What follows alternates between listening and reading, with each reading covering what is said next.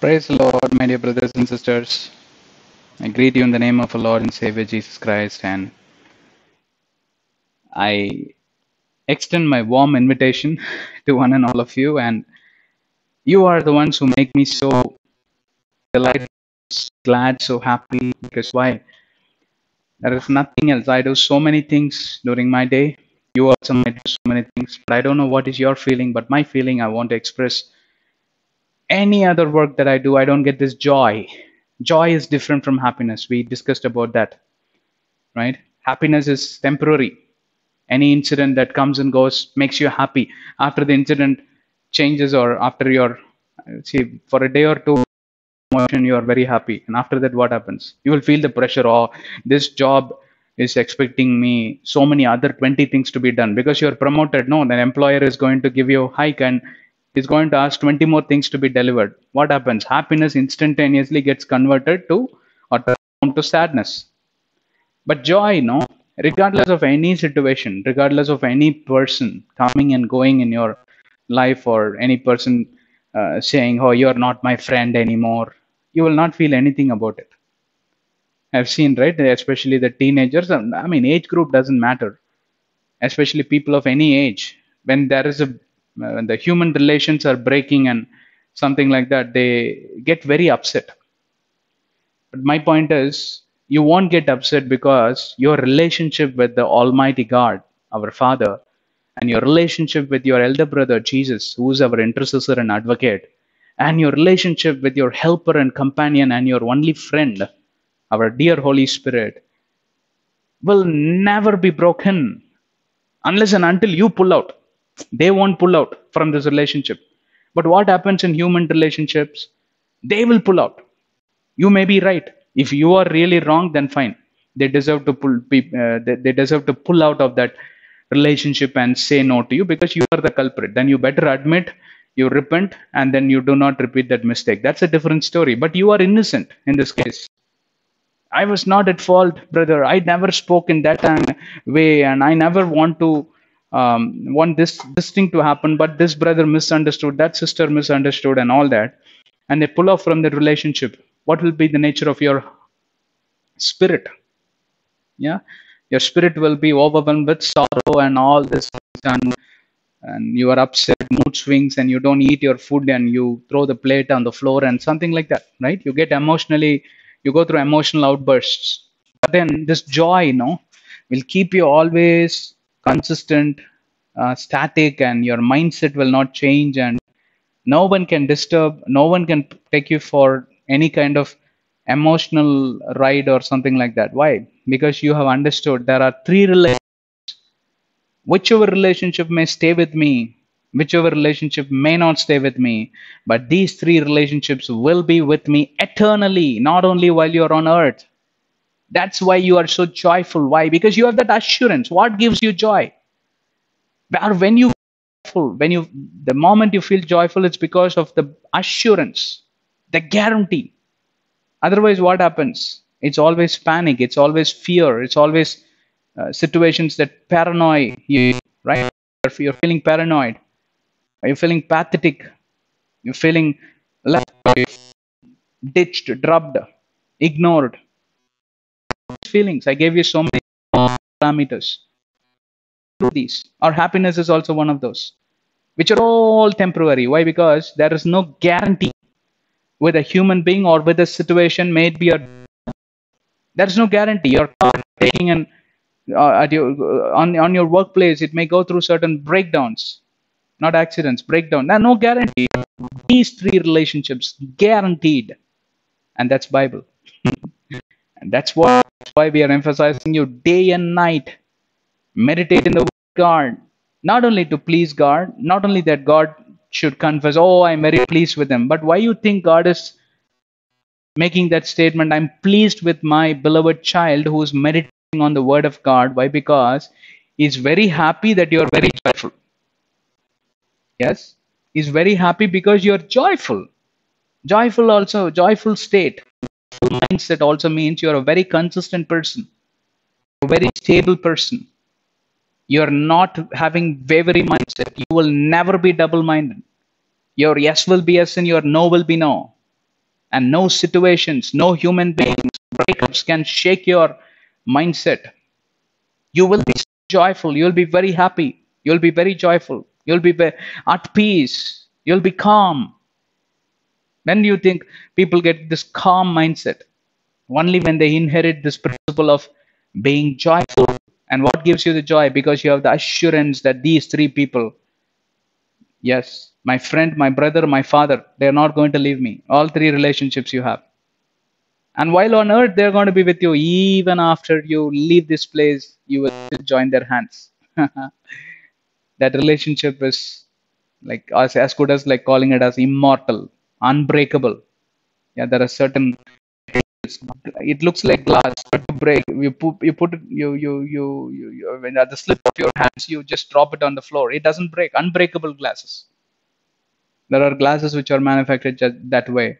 Human relationship is compared to breakable glass, but relationship or something similar to unbreakable glass, unbreakable material, never breaks. But how many times we slipped off, isn't it? We slipped off holding that jar properly, but still it drops down and it doesn't break. What does that mean? You make mistakes, but they don't off their hands. They don't pull off from that relationship. But then there comes a day where you make the decision asking them to get out of your life. What does it mean? You willingly join hands with the evil spirit and enroll yourself for that new program, which is called as worldly pleasures, alcoholic, drug addictions, flirting, prostitution, adultery, speaking lies, blasphemy, self-seeking spirit, self-prejudice, pride, defense, offense, avenging, revenging. You enrolled for a new program, and they are not part of this new program. They don't even understand whatever it is. Because why? They are holy, they are gentle, they are long suffering people, patient, compassionate, helping, empathetic. This is their quality. They don't understand this language. Therefore, what happens?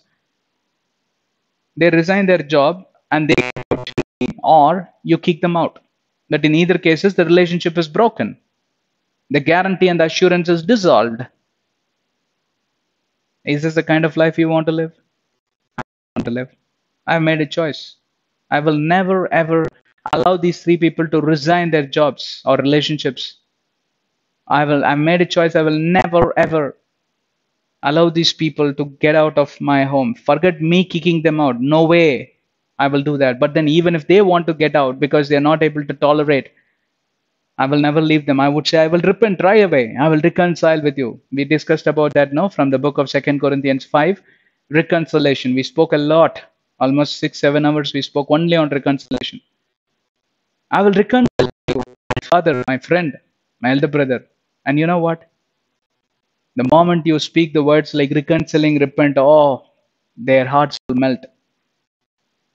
Even before you would reconcile, even if before you would repent, the moment you exercise that attitude, you speak a word, they'll come and immediately hug you and kiss you because they are so compassionate. Bible says, slow to anger, bound to compassion, and he's gentle, and he's full of everlasting mercies. Psalm 145:8 and 9, and Psalm 147:11, and Psalm 103:11, and Psalm 102 and verse 2. All these things talks about God's character, and he's kind-hearted. Bible says in Psalm 144, Isaiah 54:10 and 11, and Isaiah 55, excuse me, in verse number 7 or 8, as far as the skies are high and above, so are my mercies, Bible says. God says. So you just cannot measure the quantity. I mean, you cannot quantify his compassion in some measures, like 10 kgs or 1 ton or something. It's immeasurable. It's unimaginable. It's beyond your imagination. And that's why we need to meditate and be grounded and rooted in the Word of God. We need to speak about this God. And that's what I'm trying to explain. These kind of interaction sessions are the ones which gives me that joy, that satisfaction. Yes, that holistic feeling you somehow feel, no, when you have done something. For example, you finished your graduation, on the day you receive that certificate in your hand, oh, that holistic feeling, what an achievement. 4 years I struggled, 5 years I struggled only for this. I worked hard, I was sincere, and you get that certificate in your hand. What a joyous feeling, isn't it? All of us go through that, right? And you get your offer letter, first job. How do you feel? And then years later, you get a different offer letter and they promote you. Holistic feeling. But I'll still tell you, those feelings are just temporary and they change. Moment you change your job, moment your boss changes, moment the management changes, your happiness is gone. But this joy, what you get from the word, instills not only the holistic feeling, but also gives you that joy. Nobody can. And the joy of the Lord is my strength, Bible says. All right, my beloved. Welcome to this series where we are dealing about a serious topic through a series. And that is about the spiritual composition or the spiritual anatomy, which also comprises or which holds the physical anatomy, the body, mind, spirit, and soul. And this morning I happened to read a very interesting verse from the book of Ecclesiastes. I know this before, but I never had got a chance to quote this verse to any of you before. Ecclesiastes 12, verse 7, and that tells, then the dust will return to earth as it was, and the spirit will return to God, which means your body and spirit, they are not immortal. They are they are mortal. Mortal means what? They don't have the capacity to survive or sustain forever. You understand? There is an expiry date for these two. Yes, there is an expiry date for medicines, right? When you look at the medicine, you don't buy it without seeing the expiry date. Or do you buy? Then change your attitude. You take a medicine that is expired, it can cause certain side effects. It was not created to be consumed beyond that time frame, beyond that limit. But if you consume, the company is not responsible. And they say you may end up with these many side effects and all that, right? Or other words, it doesn't have its own value. The property of that will be lost. And you consume it for a sickness, you don't get well. Why? Because that property is lost after that expiry date. Similarly, when God sends us to earth, only God knows that as how many days you're going to survive. And there are many verses I've given as references even before. God understands every mankind, the number of days he is going to fulfill on planet earth. Exodus 23:26 and what is this? Proverbs 9:11 and Psalms 139:14 and 15 and 16. I gave you from three different, but plenty of verses are available, which tells God as the ruler over our life, and He allowed this stupid devil to rule over the earth for some time, but still He is the ruler of the rulers. He rules over the devil. Devil cannot do anything without God's permission. He wants to send tsunami on earth, he needs God's approval, and God says, fine, go ahead. And how does God judge that? Because that fellow would have won the case, about which we spoke also, right? 1 John chapter 2 verses 1 and 2, if you take and read, Jesus is our advocate, which means, and Revelation 12:10, if you see, is the accuser of the brethren, which means everything that happens according to his desires or according to the evil desires, the Satan won the case, or Satan will win the case. Jesus loses the case. Why? Because he says, these people all are worshipping me by saying yes to alcoholics, saying yes to adultery, saying yes to speaking lies. Right? And therefore I want to send tsunami. Why? Because even on the beach side only you will see all this nonsense. Alcoholics will be more, drug addictions will be more. You will see this, what is it, casino and all that. They play this gambling, cheating people, seductions are more, rapes are more, Adultery is more. And therefore he says, see your people. Now your people, your ultimately is the destroyer and murderer, right? He wants to kill people. And to get there, he needs to strengthen his case. He needs to win the case to get God's approval to kill them. Without God's approval, nobody can be touched. You know that? There are 3 hedges around us. It's like fence of fire, hedges. One over your life, one over your household, and one over your possessions. So devil cannot touch anything. Or anybody in your family, or not even you. Not the tip of your hair. As long as you stay within the hedge, which means you stay in the presence of God and you abide in the laws and commandments of God, and you're aligned with the Word of God, your lifestyle is matching with the Word of God, including your habits, habitual principles, and everything. You stay in the hedge. That's what it means. But the day you decide to come out of the hedge, then God is not responsible for your life. Then you deserve to be killed in tsunamis and accidents and thunderstorms and cyclones and tragic events, and sometimes you kill yourself because there is job loss and devil is destroying your life. He will destroy everything you have. And how does he get God's permission? Not before he fights the case, not before Jesus loses the case. Yeah, the only moment of time where Jesus would taste failure is because of you and me.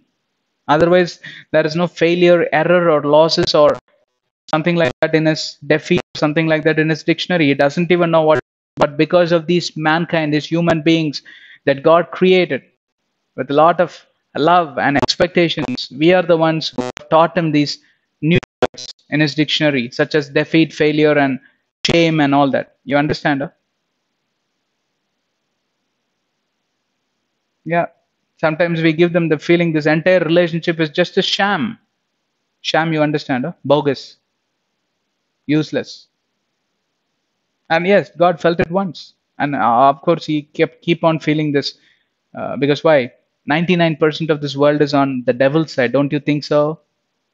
Yeah, just go and research it. How many percentage of Christian? I'm talking about not that Christian who hang the cross around their neck and go around and on church to on Sunday they go to church. Not that Christians. They are like namesake Christians or mainline Christians. I'm not talking about them. They are as good as like the worldly people. Sorry. I'm talking about people like you and me who are very serious about the Word of God, want to realign their life in accordance to the doctrines of the Bible, the laws and commandments of the Bible. They accept the name of Jesus and they want to serve the mankind to the extent of even getting killed. They don't care. Such people are the real Christians. And Christianity is not a religion. It's a way of living life, pleasing God and serving the mankind. That is my definition for Christianity. Christianity was created, man-made. King Constantine was the one who named it Christian or a Christianity as a religion long ago, in the 200 AD or something like that. There is a history, and we will do a session on that shortly. You understand what I'm saying? Christianity is not a religion. It's a way of living your life, pleasing God in accordance to the Word of God, abiding in the laws and commandments of God, and serving the mankind. Serving the mankind through what deeds? Forgiving them, helping them, empathizing, sympathizing in the form of charity, poor, downtrodden, the needy. You will be like a father to them. Yes, you will be like an elder brother to them, the widows. Serving the mankind, plus pleasing God through your lifestyle in alignment. You are a Christian. And how many percentage of such people can you find in this world? I would say less than 0.5 percentage, not more than that. That means what? 99.5 percentage. I'm just putting up a number. Maybe even 0.5 percentage is too much. Why? Because God said when Jesus were to come on this earth, will he see anybody having faith? Which means what? Maybe there is 0 percentage. Nobody qualifies, but I don't want to disappoint you. I'm just taking a decent number here. What do you think Bible is all about? What do you think following Christ is all about? What do you think carrying cross is all about? What do you think being born again in Christ? Dipping in the tank of water and then calling, I'm water baptized, I'm born again. You think that is what is born again? That is why we are having these sessions.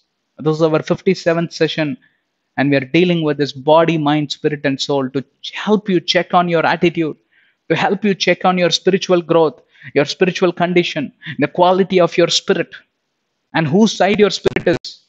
You might be thinking, oh, I'm with Holy Spirit. No, sorry, he has left your place, that is sanctuary of God, your temple.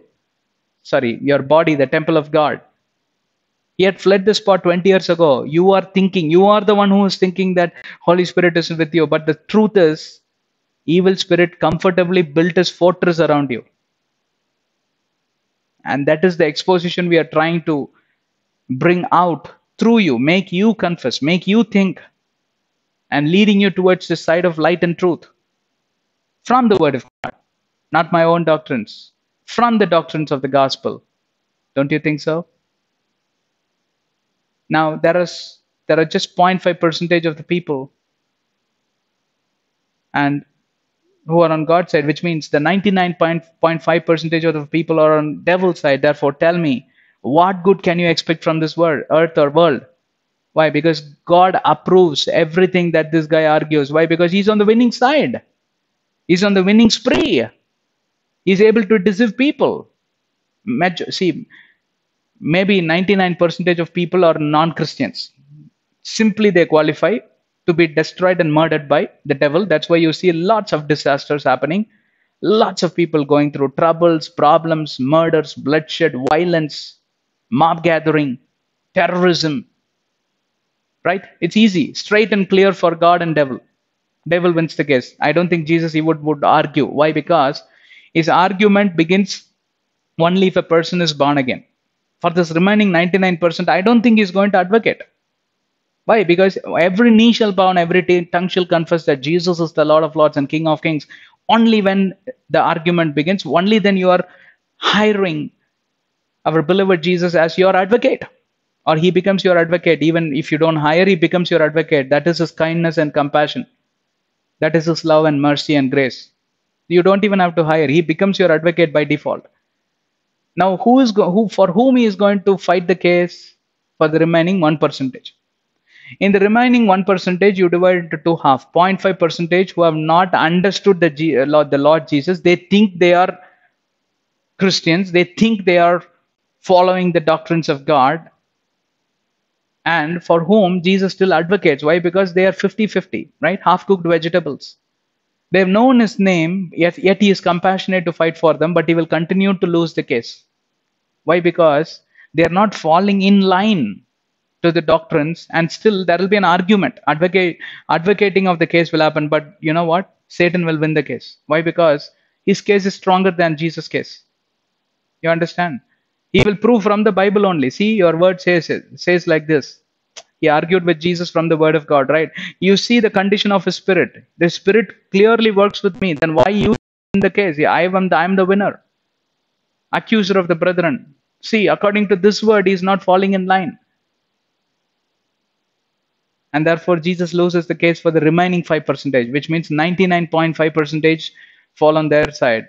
For the remaining 0.5%, also he will continue to go and accuse, but Jesus will win the case. Why? Because you and I are meditating the word of God day and night. You and I are grounded and rooted in the word of God. You and I are serious about our life on earth and the life that has been predestined after death on earth. That's why I took this verse, Ecclesiastes 12:7, that after the expiry date is reached. Now I'm coming back to the original point, right? Someday our body will reach that expiry date. Our spirit will reach that expiry date. Spirit returns back to God from this word of God. I'm saying, I will read it. Then the dust will return to the earth. What is this dust? Man is made of dust? No. Genesis chapter 2, you take and read. Genesis 2:7, take and read. Genesis 1:27-28 also you take and read. God makes a decision to create man. Then he creates him out of dust. Why? Because he knows this is all going to happen in the futuristic course.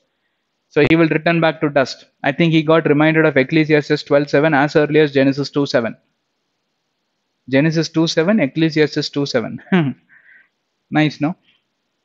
God is God of wisdom, no? Nobody can meet his wisdom. In his great wisdom, he created earth. He created the mankind. But it was not his desire to introduce sin and death. But man made the choice. Eve made the choice. Adam followed that choice. Gladly they had bowed down their knees before devil, and therefore expiry date was activated. Until then, expiry date was an idea. It was just a thought in God's mind, but it was activated by Mr. Adam and Mrs. Adam or Mrs. Eve. Yes, therefore they return back to dust. God, God, God pronounces judgment and curses the ground. The judgment is, you shall return back to the dust. From dust you came, you shall return back to dust. That was a judgment. Yeah, because they deserve for condemnation, because sin entered. And they were judged by God's law. What is that law? Be obedient was the only law. You know that, right? That was given to Adam and Eve. Be obedient, do not eat that fruit. That's all. And that was the law. They violated the law, and law demands judgment and condemnation. And when the judgment is something which is clear enough to call somebody as a convict, right? Somebody is a convict. The verdict is saying that this person is convict. He deserves for condemnation. Conviction deserves to lead them to condemnation. Condemnation is punishment, and punishment came in the form of cursing the ground, and you return back to the dust, which means death shall take place. For the wages of sin is death, Romans 6:23 says. Yes, and sin condemns, and law condemns, and therefore this condemnation introduced this expiry date to the body, human body, and therefore it is no more to be called as immortal. But the original design, God wants us to be immortal, the body to be immortal. Probably now Adam would be 6,000 plus years if that sin wouldn't have entered in their life. You understand? But now it is no more immortal, it's mortal. And likewise, spirit is immortal, but it shall not reign in the body, because the body is dead. In other words, since spirit was taken back by God, the body became dead. Because why? You're living because you're breathing that spirit. You're not breathing air. Many people think oxygen levels, no? And all that. No. You're breathing the spirit, which God breathed into your nostril. And God will take that spirit because He knows the exact date, time, microsecond. Then you should be dead. Like how He spoke to Moses and Aaron. Aaron, you're going to be dead, man. Moses, set everything in order. You're going to be dead. I'm going to take back the spirit. That's what it means. The original translation is, I'm going to take your spirit back, and therefore you will be dead, and I will bury you. God buried him himself. We are talking on these lines, and I picked up a common subject of how serious you are about your life, and never ever take this Christian life or the walk, the journey through your Christian life in Christianity lightly at all. And it's not easy for you to defeat the devil. Why? Because he's already on the way. That's why I gave you a percentage of 99.5%. If I were to tell you the truth, it'll be something like 99.99% of people are on his side. And that's why God approves of tsunamis and pandemics and coronas and diseases and sicknesses and AIDS and cancers and anything, tumors and anything towards destruction. God approves. Why? Because He wins the case. And God is just. God is righteous. He's not God of partiality. Correct or not? He was able to judge His only Son, Jesus Christ. When sins were cast upon Him, Jesus deserves for condemnation and punishment. That's why He was allowed for that crucifixion. Although He lived life in righteous deeds, He was just. He died for unjust. Bible says in 1 Peter 1:19 and 3:18. Why? Because the sins of the world were cast on Him, because He took that place of that lamb upon whom the sins would be cast. Although the lamb deserves no judgment, no punishment, no condemnation, but it was cast on Him. God will have to educate the mankind for 4,000 years, making the bulls and pigeons and lambs and sheep to take that place of Jesus, so that when Jesus takes that place, it won't be a tough theory for them to understand. It won't be a big rocket science for them to decode. They clearly understand this. You see how loving God is? And you will give that. And after there is no bloodshed needed, putting an end to that bloodshed, sending His only Son. And animals blood God Himself, blood of sanctification, blood of purity, blood that can, the only blood that could cleanse and wipe away our sins and obtain forgiveness from God and reconcile with God, is the blood of Jesus. And therefore, God had to allow all these tragic incidents in the life. 1 John 1 7 to 10, you can take and read. 1 John 1 18 and 3:19, you can take and read. Hebrews 2:18, 1 Corinthians 6:20, you take and read. The references I'm giving you, take and read to understand reason why blood was shed, to understand the reason why Jesus was sent. Isaiah 53 also you take and read. Isaiah 9:6, yeah. Malachi 4:2, you take and read. Okay, good. All right, so my original discussion was not based on this Ecclesiastes 12:7, but then since morning meditation was based on that, I thought I will have to share that, and the Holy Spirit was emphasizing me to do that. I did that. Right? Okay. We are discussing from the Word of God on a very, very important topic. I mean, the series itself is a very important series, and every single subject we had picked from the Word of God are pretty important. Why? Because every single word in the Bible is important. Is there any word available in the Bible that you could point and say, "Ah, this is not required. This was unnecessary, brother"? Can you show some unnecessaries, not required, irrelevance from the Word of God? Every single word is important, and that's the very reason God had written.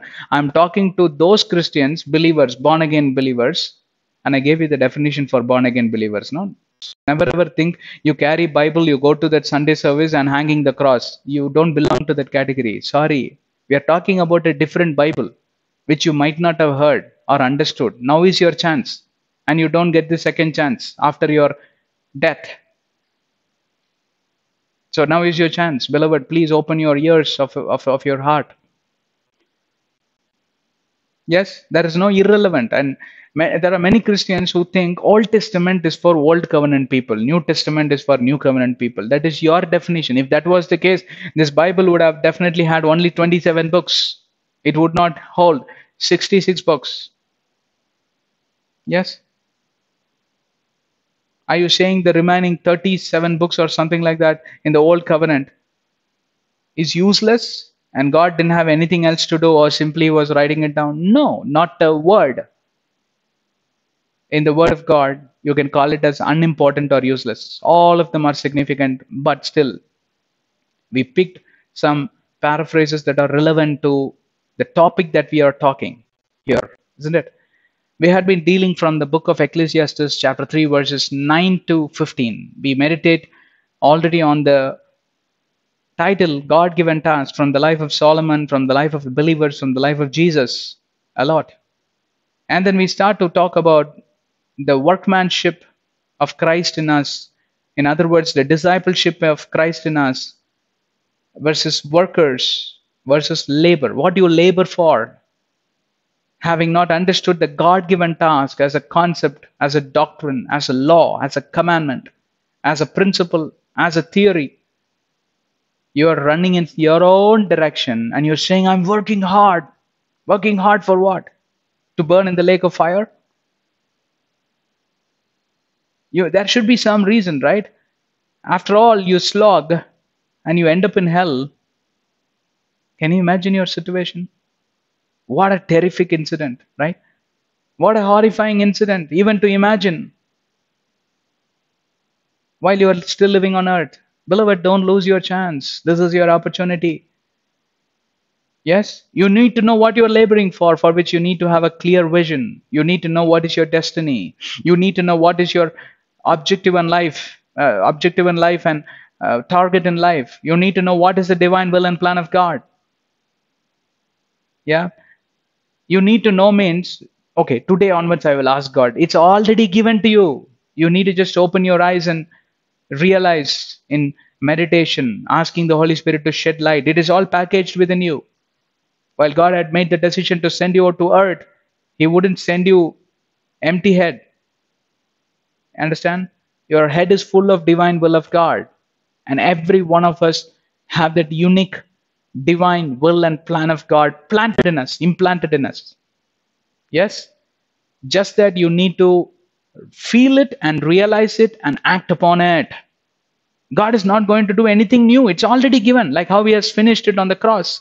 Jesus says, "It is finished." What does it mean? Sin is defeated, man. You need to believe and receive this life of salvation, this life in redemption, this life in deliverance, this life in blessed hope. Titus chapter 2, 9 to 11. You have to just receive it, believe it, and receive it. Blessed are those who believe me, yet they haven't seen me. John 20, 29 says. Yes? Likewise, you need to feel it, realize it, and feel it, and then act upon it. It's already in you, within you. It's available right in front of you. You're not just seeing it because you're blindfold. You're deceived, making your way towards the wrong destination. Instead of marching towards east, you're marching towards west. Because why? The devil had deceived you. Your spirit has chosen the wrong partner. His name is evil spirit or demon or demons. Some people might have 2,000 demons within them, legion. But still, beautiful smile and wearing that white and white and going to church. You can find a lot of demons there. Next time, don't go into the church and start looking, oh, these are all demons. Huh? Am I the only one? No, there are brothers and sisters there. But never ever think there are only good brothers and sisters there. There are a bunch of demons roaming around, not even knowing they have evil spirit or they are demon possessed. They may look all good. They may not gnash their teeth. They may not pull out their hair. They may not make all that nasty faces. They may not cut their skin. They may not call out blasphemies against Jesus, yet they are demon possessed. That's called as deception. Yes. And we spoke about that labor. And then from verse number 10, so far you're with me, right? So we are in the continuous process of refining our discussion and the thought process, much confined to these limits of the God-given task, and we are connecting it with various other parameters and attributes that are essential to lead our lives on earth.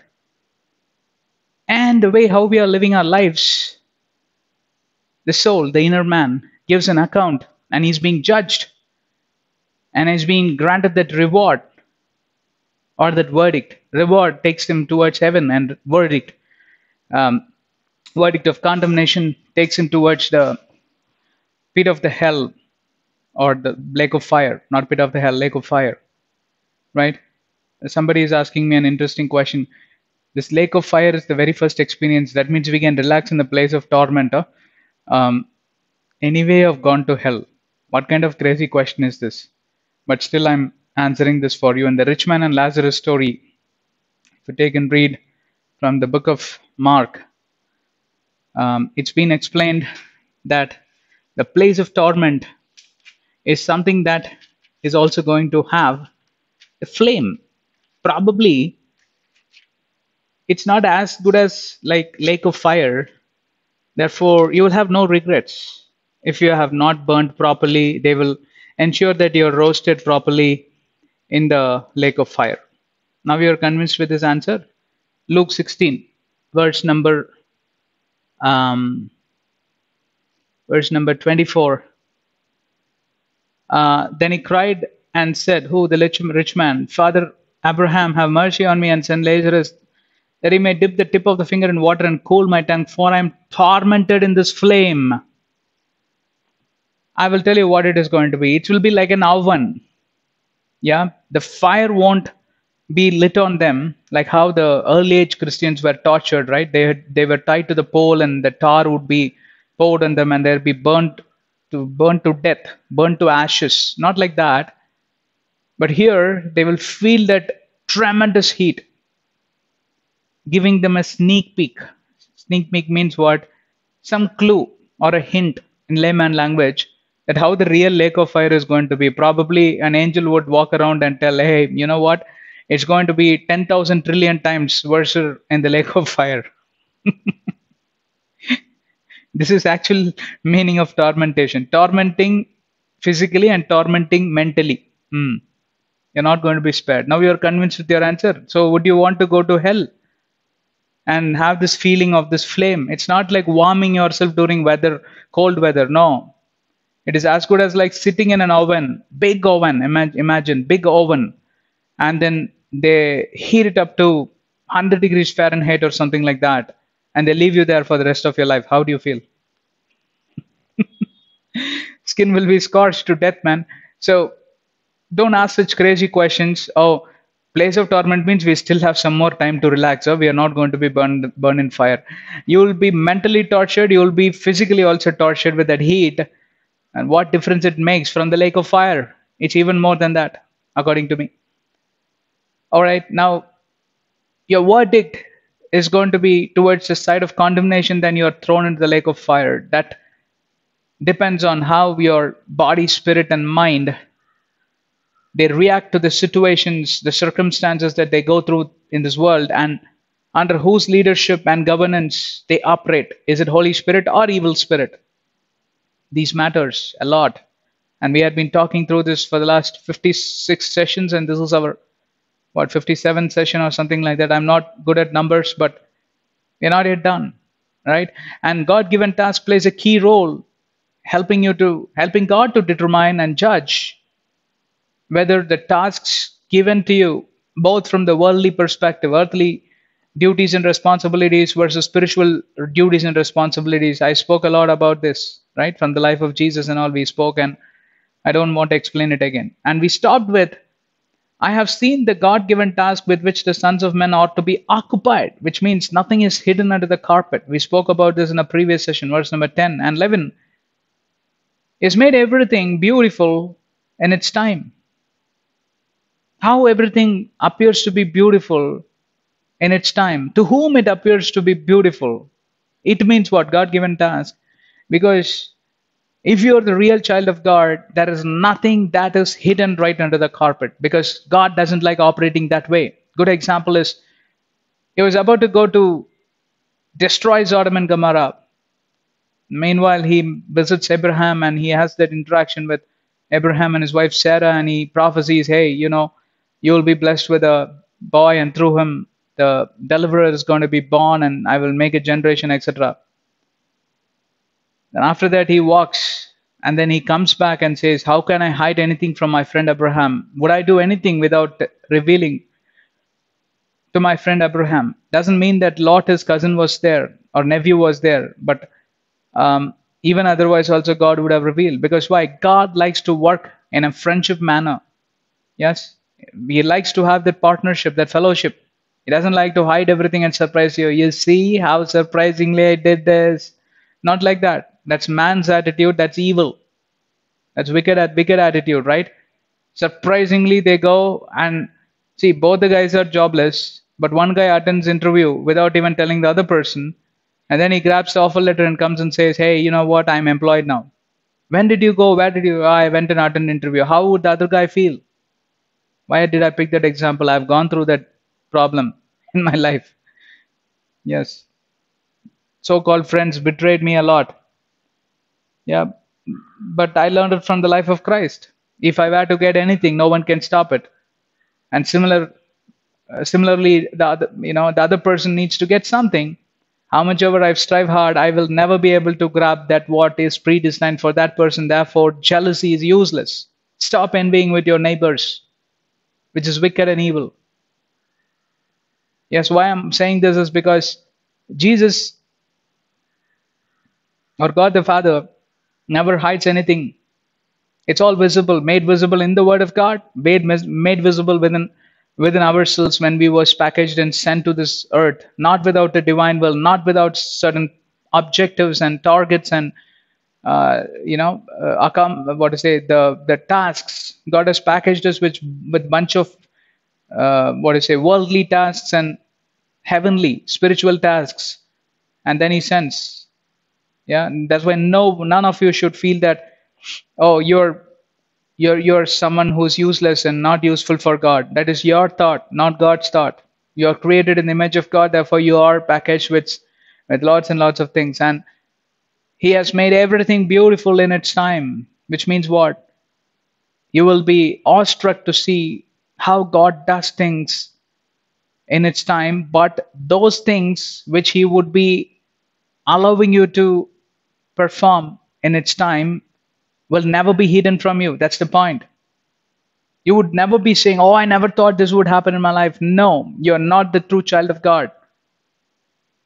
What is this, brother? Only prophets will know this, right? Each one of us are prophets in the eyes of God. You know that? New covenant calls us to be prophets and prophetesses. Why? Because whatever you claim from the promise of God by faith, you will get light on it. You will get the revelation from the Holy Spirit. You will get that sort of, what to say, the visibility as why are you spending your life on earth? What is the very purpose that you sustain here on earth? Not to just keep celebrating happy birthday to you, happy 73rd birthday, 83rd birthday, and then finally you go to hell. Whenever you celebrate, I'm not against celebrating birthdays. I love doing it myself, but I celebrate it a little differently. Yeah, I've refrained from this cake cutting and candle lighting and all that. Forget it. But I celebrated thanking God for who I am and how He took good care of me. I spent time in thanking, a lot of time in thanking. And then I start analyzing what I had done for the last 1 year for God, for this mankind, for my family, for myself, and all that. Did I live a selfish life? I ask so many questions. And then I start asking God, what is your plan for the next year before I come here after 365 days in the name of happy birthday to you? I mean, singing for myself. What is that you have predestined for me? And God would clearly talk to me. In fact, that was my prayers during the earlier days of my Christian walk. But nowadays, you know how I pray. I already would come with a good list of things, worldly tasks and spiritual deeds and spiritual tasks and my targets. What am I planning to accomplish in the next year? And I will already enroll that list to my God. And you gave me that list, my Holy Spirit. And God, you know what He says? I bless it and I approve it. That's it. But before I knew this fact, I used to stand there and ask God, and God still talks to me. Because why? I was a baby Christian. I was in the kindergarten grade or level. And therefore, He helps me. Okay. Then, over a period of time, maybe after a few years, Holy Spirit taught me, hey, you don't have to wait for your birthday, man. You can manufacture it progressively almost every single day. And your life is full of targets, full of God given tasks. Why would you wait for a Christmas birthday to take that resolution and all that? I'm not a great believer in it. But I told you, the birthdays I like spending in the presence of God, thanking Him for what He had done in my life and how He took good care of me and all that. Attitude of gratitude. Versus how does the world celebrate? They book a party hall and they cut the cake, and I don't know why they take that cream and paste it all over the birthday boy's face and he looks like a pig, and they break eggs on his head. You need to break eggs on the hot pans, therefore you can cook and eat it. Why do you waste an egg? And pouring water everything and all that and making him nasty, look nasty, and kicking him, what is that, birthday bumps or something like that, kicking him on his butts and nonsense. Is this the way how you honor a person who completes yet another year in his life? Is this the way how you appreciate God for what He is? He's still alive and not yet dead. He's well and healthy. Sorry, I'm not for it.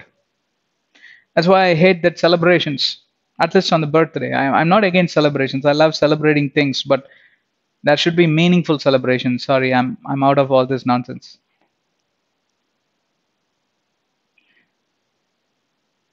I gave it a pass for you to think. Are you into all of these? Time to revisit. Because why? You're just wasting your time, money, efforts, energy. And booking that party hall and all that event, you would have spent some amount of money. Just give it to the poor on that day.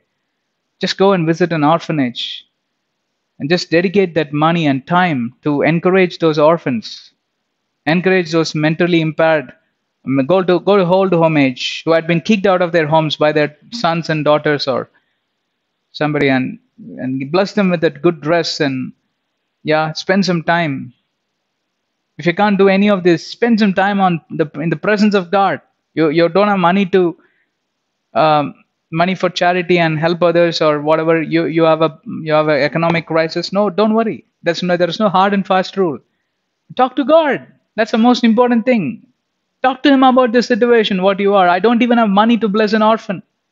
That itself becomes a target for the next year. And what is that? God given task. And that you want to bless an orphan. What? Serving the mankind. What is that? Spiritual duty, man. And earthly duty too. Spiritual duty to pray for it, earthly duty to bless an orphan, and for which you need to be blessed. You understand? He made everything beautiful in its time. Therefore, beautifully you shine in the sight of God, in the sight of men. Also, he has put eternity in their hearts, except that no one can find out the work that God does from beginning to end. What is that? He has put eternity in their hearts. You know what is that eternity? This is what we had been talking for the last 49 minutes or something like that. You know, eternity. I just now told you, right? Either you will be rewarded and taken to the kingdom of heaven, or you will be going through that verdict, that judgment which condemns you and thrown into the lake of fire.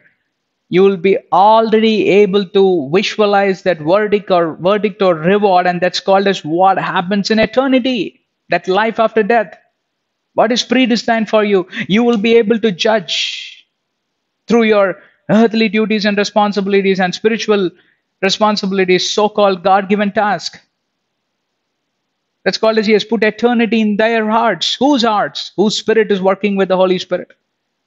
And heart here technically means soul, the inner man. Would already testify, would be overwhelmed with joy. Why? Because he knows his destiny, where he is going to go. And it matches with the image of God. And this is exactly what the inner man desires, desires, and he would be waiting for you to do things in the manner that pleases God. And he's put eternity in their hearts. That's what it means. And except that no one can find out the work that God does from the beginning to end. You understand what it is. It will be kept as a hidden secret. What? That when God would accomplish these things from the beginning to end, if God were to reveal that, you will forget God that very moment, because you know the secret. You will not remember him. You will not depend on him. You will not come to him. And God doesn't like it. Because why? He's jealous God. He doesn't want to lose you. And he knows very well that if he were to reveal all the secret, you're going to sell the secret to the devil, and the devil will take good control over you. Because why? The devil also heard the secret, and he knows how to devour you. How to snatch you away from his hands and take you. And why God is jealous? Because he loves you, nothing else. It's not that he is going to stake up another 1 kg of gold because he wins one soul. Everything that is in this world, everything that is existing belongs to him already. He doesn't have to manufacture or run after somebody's help or favor or mercy. Oh, give me some more money and all that. He's not a beggar. He's the King of kings and Lord of lords. Right? God does except that no one can find out the work that God does from beginning to end. Actually, the real context, if you see, it's not about the work, but it's about the timing in which the work that you had been predestined for, the task what you had been predestined for, you will have no idea about the timing. That includes Jesus. Jesus tells this, right? Hey, except my Father, no one is aware when I would be sent for the second time. Therefore, never ever focus on this. Forget the signs, forget the timing. But still, since you have asked me, I will give you a few signs. Kingdom will fight against kingdom, nation against nation, and pandemic situations will come, and earthquakes will happen, and in a house, people will start to fight with each other like dogs. He didn't use that word, but it's something similar to that. These are all the signs that truly these are the end times, and therefore you could watch out. Don't you think so? This is the situation of the world. This is the situation of our, such catastrophes keeps coming and visiting us. The situation of the world is like this, isn't it? And therefore, how much more serious we should be? Are we? Jesus left behind certain signs because he still loves us, right? He could have already said, you're asking for even these signs, then you're not a believer in Christ. You don't have faith in me, because those who see and believe are not the ones who love God. Those who believe and they would like to see what they believed are the ones who are the ones who are grounded and rooted in the word of God and in the faith that they have upon God, their confidence, their trust in God, because they know for sure. Matthew 21:22 says, when you pray, believe that you will receive it. Are you that, brother? Or when you pray, but believe it when you receive it? This is the way people read Bible. They add many context to it, they add many connotations to it, and they make their own doctrines from the word of God, and they again pray in the name of Jesus. No, sorry, that won't work. You see how I interpret it, right? When you pray, believe that you will receive it. It's the word of faith. It's a prayer in faith, belief and trust. But when you pray, but believe when you receive it. This is what devil will tell you. Otherwise, how am I supposed to lead my life and all that? So many million questions they will have. God is not going to answer any one of them. Sorry. God gave you an instruction, you better stick to it. You better believe it. You don't want to believe it, stay out of his way. Don't be a nuisance in his eyes or a noise in his ears. So-called prayers I'm talking about. But my point here is there is nothing that is hidden from your sight that you are not aware. Only thing you do not know the time, and when the time comes, what you are aware already will be accomplished. You cannot say, "Oh, I was unaware of this work." You are that wicked servant who will be thrown into the jail and torment. Torment happens. You will go through the torment like that rich man, burning in that oven. Not burning, heated up in the oven. You don't want to go through that, right? You become that wicked servant when you say, "Oh, I was not aware. I'm really surprised. This was hidden from me." It was not hidden from you. Time was hidden from you. Timing was hidden from you. Time and timing both was hidden from you. The season was hidden from you, but not that what you were supposed to do, not the God-given task was hidden from you. Sorry. If you're not aware, today is your chance. I'm talking from the Word of God. This is my 5th session on this topic. That means you know how important it is. And I've not yet moved anywhere from 9, 10, and 11. I'm stuck with the 3rd verse. And I have still 5 more verses to cover. That no one can find out the work that God does from the beginning to end. What does it actually mean? Is God's timing, but at the same time, God does many things in this world. And that is not your business to be bothered. Because why? You be mindful of your task, for which one lifespan is more than enough. I mean, some people, one lifespan is more than enough to find out what is God-given task. But where is the time to accomplish it? By then they are dead and gone. This is how Christians get lazy and they are wicked, right? They are wicked servants. They wasted time. They were sluggish. They were blindfold. They were in deception and not being aware. Why? Why are you not aware? It's your fault. Self-deception people deserve to burn in the lake of fire. Because why? They denied to be overcomers. They denied to walk in light. They denied to walk in truth. They denied to be smart. Bible calls us to be smart as believers. But you denied. Whose fault is it? God's? Devil's? Neither of these. Your fault. My fault. Right? And apart from your duties, God does many other things which you can't even think, which you can't even reason. But he does in style. He does at the right time. And it is his decision.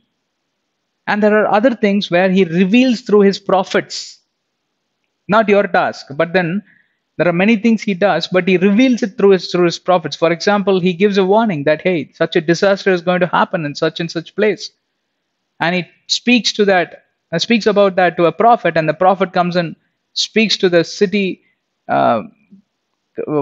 mayor or councillor, and tells them, but they don't believe, and they go through the disaster, and after that, it's too late for them to repent because they don't live anymore. Yeah, the cyclone or hurricane would have carried them and killed them. That is another way where God works. And these are called as God's work, that you cannot find out what is in his heart. But don't use that word for yourself, right? Your work is revealed to you. You should be aware. God won't hide it. If you were to hide it, it will be like a hide and seek game. Come on, find out what work I have got for you. Come on, find out what task I have got for you. God won't come and ask such crazy questions, because he has already created you with packaged with the task, and he had sent you to earth. And you have not understood the task. That means the condition of your spirit is dark. You're living in darkness. You're living in dark ages. And your partner is absolutely evil spirit. Holy Spirit has no role to play there. If Holy Spirit was with you, already you would know. You are already heading confidently in that direction, and you have already accomplished many of the tasks, and you're waiting to accomplish the rest of those. You have a big list of things. That's why I gave my birthday, or birthday is the way how it's. I'm not saying it must be celebrated. It could be celebrated. Rethink. I'm not judging anybody here. Rethink. Make it more meaningful for celebration. And maybe that evening you could take your family for dinner after spending that time in prayer. Take time off on that day. Spend your time in prayer from morning till evening. Be in God's presence. And evening, why don't you take your family out for dinner and have some jolly good time? You want to cut cakes, cut, no problem. Who's saying you shouldn't be? But cutting cakes and pasting the cream on your face should not be the only source of celebration. That's unmeaningful, is what I'm saying. Yeah. In the celebration, event of celebration, you should be very clear what is your target for the next year, and the next year, and the next year, until your death.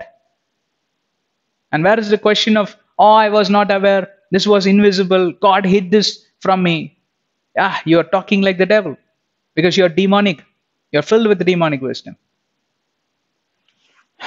I'm sorry, my time is up. My time is up. We will start from verse number 12, and we will try to close in our next session. This is what I keep telling every session, but let's see. I will try my best. Right? Verse number 12 to 15 we will cover in our next session. God bless you. Eyes closed and heads bowed down. Heavenly Father, we want to thank you. It was a wonderful time of fellowship, and Lord, thank you for taking us through these doctrines and illustrations and helping us understand how important it is to live a serious Christian life. Thank you, Jesus. In Jesus' name we pray. Amen. God bless you, my dear brothers, sisters. Subscribe to our channel, get access to our playlist, and share it with your friends, relatives. Be instrumental in the hands of God to share his word, spread his word. God bless you. Amen.